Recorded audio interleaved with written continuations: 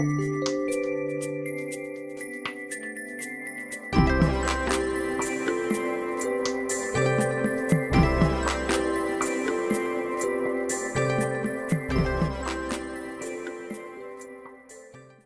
are the astrologers of Pandora Astrology. I'm Jamie Kale Miller. I'm in Berkeley, California. And I'm Julia Mijas, and I'm in San Francisco, California. So in this video, we're going to tell you about this moon, including what it's going to feel like, when it's happening, and the best ways to handle it. And if you want to know more about this moon's impact in your own chart, in a little bit, I'll give you a way to find out more in a live workshop with customized interpretations. The pressure to establish boundaries is a repeat theme in this moon, beginning with its most central dynamic, the moon in Pisces conjunct Saturn right here. The moon represents our emotional center, of course, and the moon's sign tells us how to manage our emotions. But the moon in Pisces is permeable, soft, porous, unbounded. This moon has an inherent problem with boundaries. And that's why the Pisces moon is not good for career advancement, but much better for retreat and contemplation. So this can be a very intuitive moon, but it's not very grounded. And right next to that moon is Saturn, demanding discipline and structure, even offering up some consequences for being too loosey-goosey and airy-fairy, right? The sun in Virgo opposes them. Of course, this is a full moon. That means a sun-moon opposition. So there's going to be some contrast in this moon. This sun in Virgo agrees with Saturn that some order is needed here and adds, only like beefs up the pressure to establish boundaries that this moon is not even good at. Julia, what are you seeing in this Saturn, sun, and moon dynamic here? Oof, I got to say, this might be one of the it's probably the most challenging lunation this month. Saturn can tend to bring some blockages, and he's got that very tight quincunx with Mars.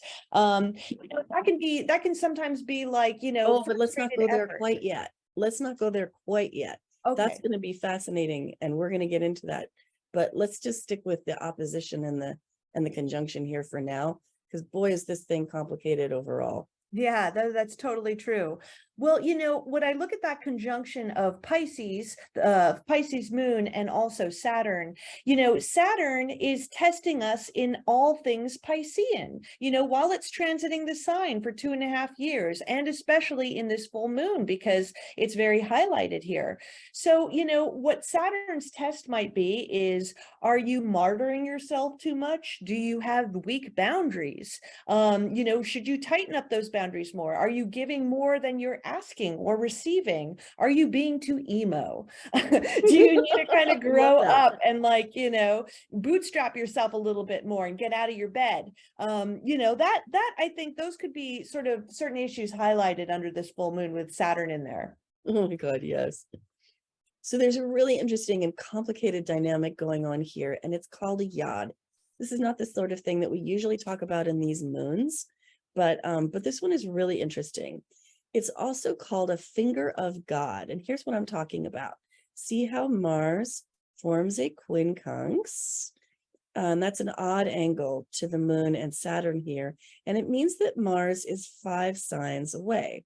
Counting in the other direction from the moon, also 5 signs away, we see Venus and Juno. When planets are placed 5 signs away from each other like this and form a quincunx, they introduce a stress that is an order of magnitude more complicated than a square or opposition, which are the usual stressful connections we tell you about in a moon video like this one. Venus and Juno are harmoniously connected with Mars. This is a sextile between them. And so they agree with each other. And all of them as a group are bearing down on the moon and Saturn. Imagine this like a schoolyard bullying situation. A set of best friends, and here that would be Mars, Juno, and Venus, are picking on the apex planet, or planets in this case, the moon and Saturn. The agendas of these two factions are wildly different, and this is like a hermit having to face the demands of a full social life. That's the Pisces side, like, oh, I just want to sit in my cave. I don't want to have to go out and be with people. The Moon and Saturn are both in water sign Pisces, so they are saturated with gentleness and compassion. But these other three are in fire and air signs, so they are assertive and social. Venus and Juno are in Leo, and they press on the poor moon in Pisces with loud, energy-sucking, attention-sucking relationships that demand worship and affection. Meanwhile, Mars in Libra demands what it wants sweetly and with social intelligence, but it's really an iron fist in a velvet glove. It's very aware of appropriate social boundaries, but can be passive-aggressive, shall we say. And all that poor little moon in Pisces wants is to relax and melt without all these draining demands. The whole dynamic insists that the moon in Pisces define itself so that it can preserve its energy and its sensitive sense of self without getting drawn on too much by draining relationship dynamics. Hi, Jamie here. Horoscopes and moon videos are fun, but they're also really general. Did you know we run live workshops monthly and that you can get questions answered about your own chart there? This month's topic is how to get passion and commitment in one blissful package. In this workshop, you'll discover your two different types, for love and for marriage, and how to resolve them in a single, passionate, and committed relationship. If you haven't found lifelong love yet, you might want to consider attending this. This workshop is expressly for our Tier 2 Patreon subscribers. It's easy to sign up at the Patreon link in the description below. I'd love to see you there. Now let's get back to the video. Got thoughts, Julia? You were starting to say something about that Mars thing. Yeah. When Mars and Saturn get together, it can sometimes represent a little bit of a blockage in our ability to assert ourselves, something that Mars in Libra can have a little bit of a hard time doing anyway, because it's trying to be the nice guy so much. So they're, both Libra and Pisces are fairly gentle signs. So it might be that you could be a little bit blocked up because you're being too gentle, when you need to assert yourself a little bit more. That could be one potential that some of the tension in that quincux represents. Yeah, but you want what you want. I know. And you will push for it. Yeah. Like I said, this one is complicated. I think we've got a little help with the sun in Virgo because, this is the handle. Can you say something about that, Julia? Yes. Yeah, yeah. I would say that what's represented in this handle here, the sun moon opposition, is the core of what's going on. It's the highlight of your relationships, how you've been of service to other people, because Pisces and Virgo represent service in different ways.